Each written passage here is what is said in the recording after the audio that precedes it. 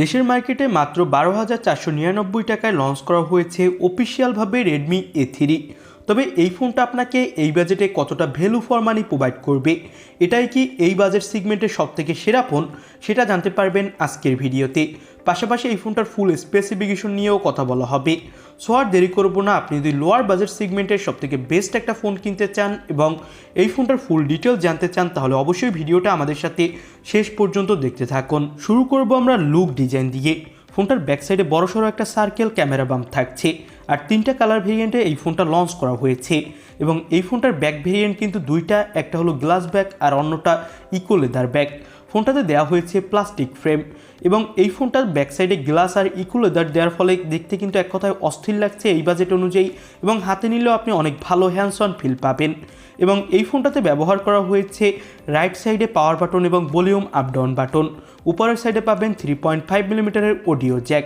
এখানে থাকছে ডুয়েল সিম card slot, সাথে আপনি এক্সট্রা মেমোরি কার্ড স্লট পাবেন। এবং নিচের সাইডে পেয়ে যাবেন USB Type-C পোর্ট। এবং ফোনটার সামনে দেওয়া হয়েছে একটা water drop notch cutting display, এবং এটা হলো 6.7 ইঞ্চি মাপের, যেটা HD+ IPS LCD প্যানেল, এবং এর রিফ্রেশ রেট 90 হার্টজ।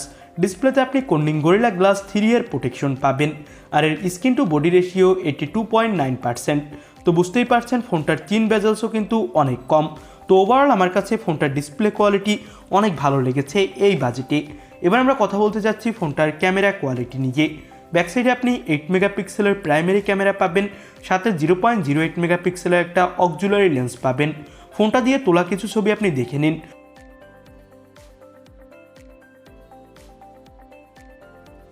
অনেক ভালো ফটোগ্রাফি করা যাচ্ছিল এটা আমি বলবো না, তবে এই বাজেট অনুযায়ী চালিয়ে নেওয়ার মতো।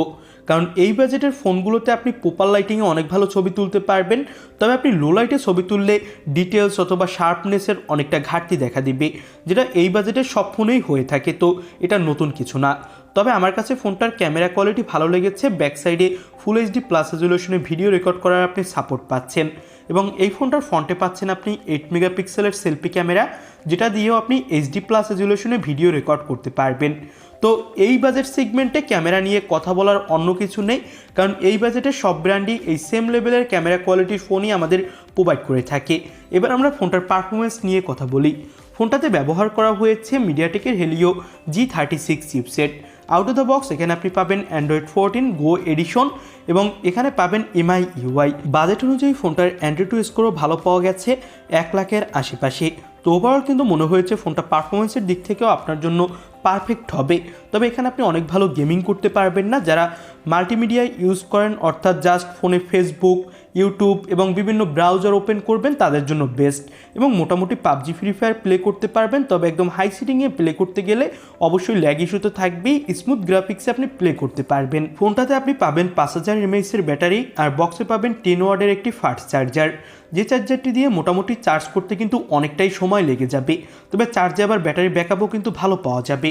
এবার আমরা কথা বলবো ফোনটার প্রাইস নিয়ে। এই ফোনটার 464GB ভেরিয়েন্ট 12,499 টাকায় লঞ্চ করা হয়েছে, এবং এর 6128GB ভেরিয়েন্ট 13,999 টাকায় অফিসিয়ালভাবে দেশের মার্কেটে লঞ্চ করা হয়েছে।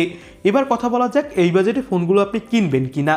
এই বাজেটে আমার কাছে মনে হয়েছে ফোনগুলোর দাম একটু বেশিই রাখা হয়েছে, কারণ কয়েকদিন আগে লঞ্চ করা রিয়েলমির যে নোট 50, এছাড়া ইনফিনিক্স লঞ্চ করেছে, আইটেল তাদের বাজেট সেগমেন্টের যে ফোনগুলো লঞ্চ করেছে, ওইগুলো বিবেচনা করলে ফোনটার প্রাইস একটু আমার কাছে মনে হয়েছে বেশিই রেখেছে রেডমি।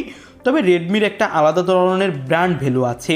তো আপনার কাছে কেমন লাগলো ফোনটা, তো অবশ্যই আমাদের কমেন্ট বক্সে জানাবেন। ভিডিও ভালো লাগলে একটি লাইক করে দিবেন, আর আপনার অন্য কোনো বিষয় অথবা এই ফোন সম্পর্কে অন্য কোনো বিষয় জানার থাকলে আমাদের কমেন্ট বক্সে প্রশ্ন করতে পারেন। আমরা অবশ্যই কমেন্টের উত্তর দেওয়ার ট্রাই করি সবগুলো। আজকের মতো ভিডিও এখানেই শেষ করছি। নতুন কোনো ভিডিওতে কথা হবে। আল্লাহ হাফেজ।